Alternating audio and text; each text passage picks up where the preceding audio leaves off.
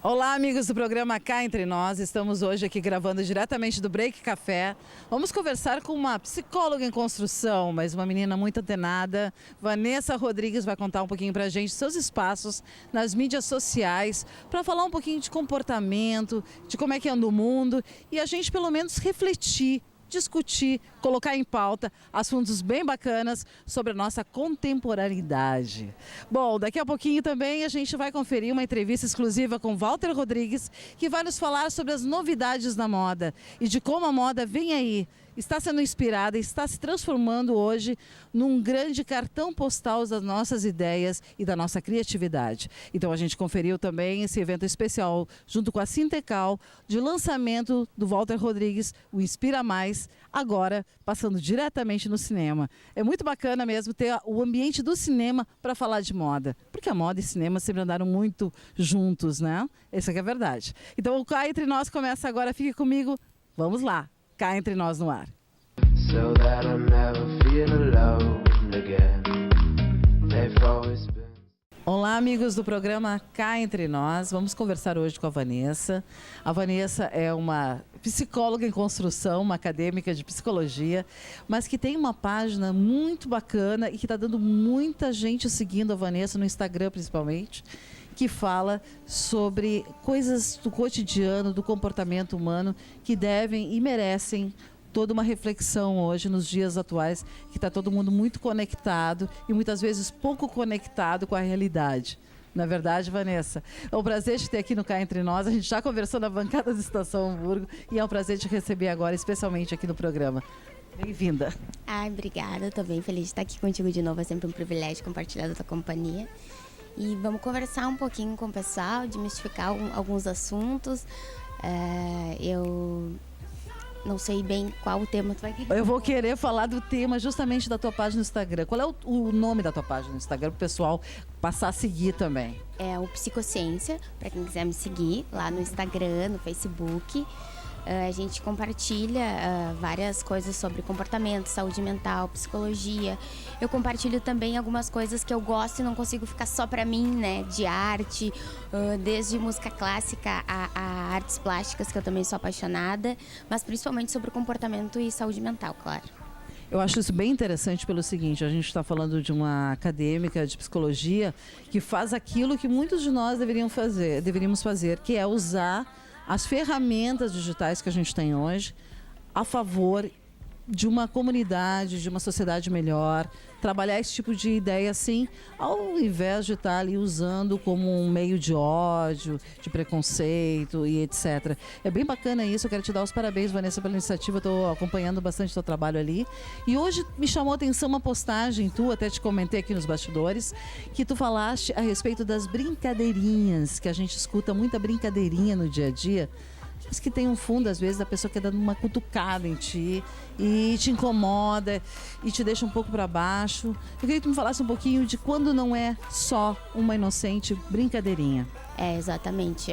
A brincadeira, ela faz parte da vida, né? As pessoas interagem através de brincadeiras, se comunicam, se relacionam, mas a gente tem que estar atento para quando essa brincadeira deixa de ser saudável, né? Quando ela constrange o outro, quando ela desrespeita, e aí a gente tem que cuidar, porque aí se essa brincadeira invade o mundo do outro, agride, violenta, ela não é mais brincadeira e não é mais saudável. E as mídias sociais, como é que estão na tua vida? Como é que tu usa as mídias sociais? E usa até muito positivamente, que eu acho bem bacana, né? Que eu estava comentando. Sim, o advento da internet causou uma revolução tecnológica nas nossas vidas, né? E a gente pode usar as mídias sociais, principalmente as redes sociais, de forma muito benéfica, né?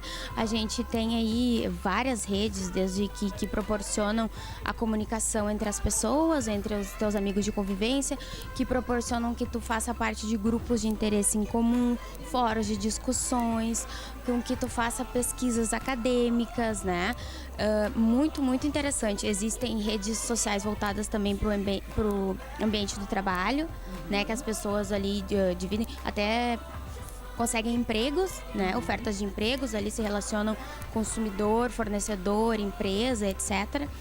E também aí a gente percebe a sociedade de consumo também, que se beneficiou muito dessa expansão da conectividade. Hoje em dia a gente não vê, a gente vê isso no mercado de trabalho. Não tem uma empresa hoje em dia que não tenha um site, que não tenha uma página, pelo menos no Facebook, e que não interaja, né? Fornecedor, empresa, consumidor, cliente. E então a gente vê como isso faz parte da nossa vida. E a gente pode usá-la de forma muito benéfica. Eu, por exemplo, utilizo, né, para me informar, para acessar os conteúdos que eu gosto, para compartilhar coisa com as pessoas, que eu acho que é esse o sentido da gente se relacionar e poder dividir coisas boas entre nós, né? Construir coisas boas. Mas aí, claro, né, tem o lado ruim, o lado do mau uso, o lado daí das pessoas que não conseguem manter um equilíbrio, que acabam usando demais, ou que aí é assim, né, tu pode usar, tu tem aquela ferramenta, que é uma ferramenta maravilhosa, e tu pode usar ela para usar em teu favor, em favor das pessoas, e construir coisas maravilhosas, ou tu pode distribuir discursos de ódio, preconceito, e todo tipo de outras coisas que só trazem malefícios para as pessoas, né? A questão da saúde mental também, né? Muitas pessoas que entram, às vezes, compulsivamente na internet, passam horas e horas e horas e horas compulsivamente respondendo, conectadas, atentas a tudo, querem saber de tudo. Uma certa síndrome de onipresença, assim, né? Que a pessoa quer ser quase um deus, né? Tá presente em todas as histórias, em todos os lugares, conectada com todo mundo. Isso vira uma coisa meio doentia, né? Sim, se a gente não se policiar, não ver uma maneira de lidar, né, de se relacionar com essas tecnologias, a gente provoca uma série de malefícios, realmente.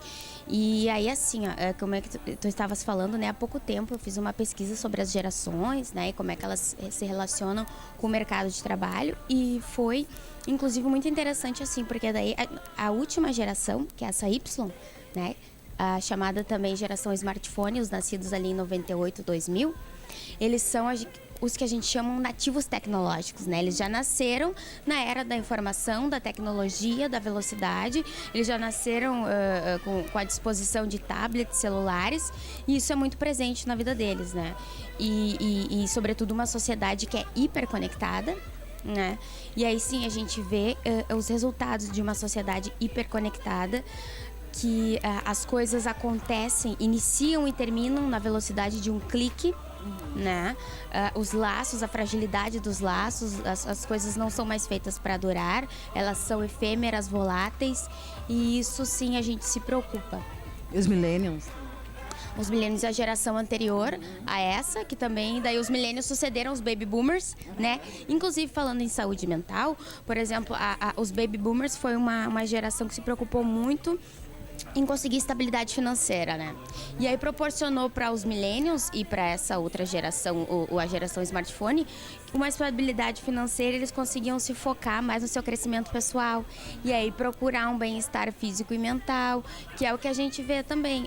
E como tu estavas falando, dessas pessoas que estão muito conectadas, ficar muito tempo na frente do computador causa índices maiores de ansiedade, de infelicidade, né? A pessoa se sente insatisfeita com a sua vida. E tem pesquisas também que relatam que esses jovens, assim, na fase nascidos em 98, 2000, que é essa geração Z, né, que são a geração dos nativos na tecnologia, que já nasceram, né, dentro dos adventos do celular, dos tablets, dos computadores. É uma geração hiperconectada, claro, como a nossa sociedade, e que as pesquisas demonstraram também que, como eles são uma geração muito protegida pelos pais. Eles estão chegando à universidade, ao mercado de trabalho mais despreparados, com menos experiências, maior dificuldade de tomada de decisão. Então, mas também mostram-se mais tolerantes à diversidade, não se expõem tanto aos riscos, até por terem maior proteção dos pais, e bebem menos. É uma geração mais preocupada e mais engajada em causas em defesa dos direitos humanos, do cuidado com o meio ambiente. E com alta proteção também, né? Mas se protege mais, assim, digo, em termos de saúde também. Ah, sim, sim. Até porque as gerações anteriores, os millennials e os baby boomers, né? Principalmente os baby boomers, que devem ser os pais dessa última geração, foi uma geração que se preocupou mais com a estabilidade financeira. E aí, esses filhos, tendo uma estabilidade financeira, eles conseguem se preocupar com o seu crescimento pessoal, né? Em conciliar a saúde mental, saúde física, e conseguem se voltar mais a essas questões de satisfação pessoal. Eu acho que muito tempo de conexão também, pela falta de... Porque tu sabe que a questão dos algoritmos também nos coloca, por exemplo, em certas mídias sociais. Não vou dizer que sejam em todas, porque talvez não sejam em todas, eu não tenho esse conhecimento todo para afirmar. Mas eu digo o seguinte, tu entra muito em contato com pessoas, quando tu forma um grupo, por exemplo, que pensam como tu pensa. Tu não tá tão, digo, nas mídias mais convencionais, as mais... digamos, as mais convencionais, o pessoal vai entender. Esses grupos, normalmente, eles se juntam entre pessoas que pensam igual, agem igual, são muito previsíveis. E o que acontece é que daí no mundo contemporâneo, a gente tem essa diversidade enorme da fauna humana, que torna que tu precise realmente estar em contato mais com pessoas que pensam diferente, que são diferentes fisicamente, que têm vivências diferentes, de mundo, de conhecimento, e isso é uma coisa que se perde muito. Eu acho muito importante trabalhos como o teu, que faz esse tipo de levantamento e que também apontam alguns caminhos para a gente questionar, talvez, ou para a gente refletir apenas, mas é interessante por isso, porque tu vê como coloca a gente em contato com a diversidade humana, o que é muito importante.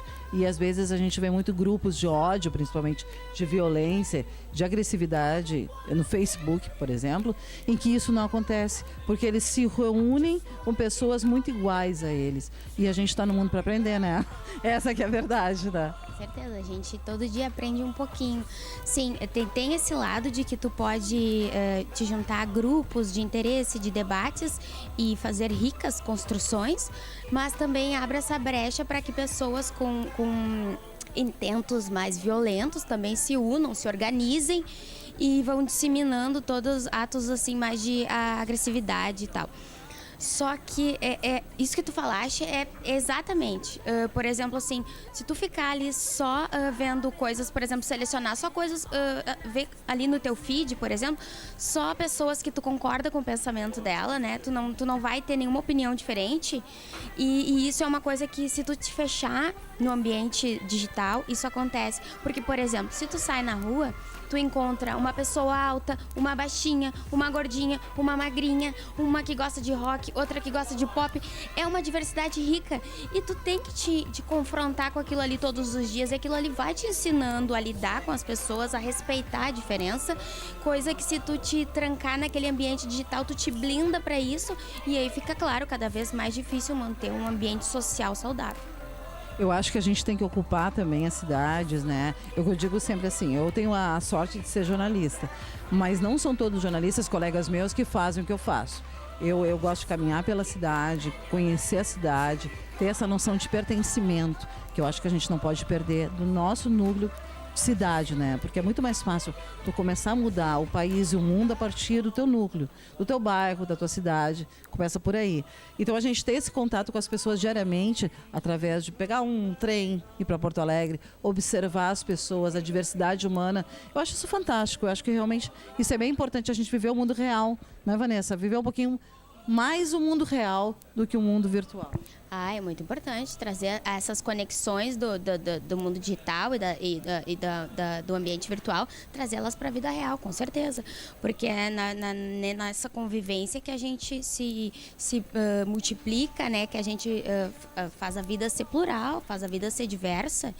E como tu bem falaste, é extremamente rico isso, né? Essa nossa observação. Eu sou uma apaixonada por pessoas e por relações, e por onde eu ando eu observo as pessoas. Eu vou na fruteira, no mercadinho, eu gosto de ter esse contato, de ver as pessoas, sabe? De ver como é que uma senhora que tem que pegar um trem, um ônibus, como é que ela faz no cotidiano dela para ainda chegar em casa, né? E se relacionar com os filhos e ter todo o afeto para doar para eles. Eu adoro ver essa movimentação das pessoas, e eu acho que às vezes se a gente fica muito no ambiente virtual, a gente perde esse contato e perde essa riqueza que é do humano, né? Que é da nossa humanidade. Bom, é muito legal mesmo conversar com alguém já mais jovem, que está pensando como eu, que nesse mundo a gente tem que realmente manter essa conexão real. E o programa Cá Entre Nós volta daqui a pouquinho com mais uma entrevista especial, e foi um prazer te ter aqui, Vanessa, com a gente, e saber que a gente está construindo um mundo bem melhor. Então daqui a pouquinho a gente volta com mais Cá Entre Nós.